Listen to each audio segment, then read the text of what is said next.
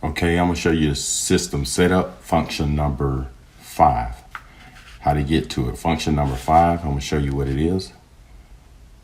So function number 5, you have different setting options. Mine's gonna be set for 5, gas and oil furnace, not electric furnace. So here go how you get to it.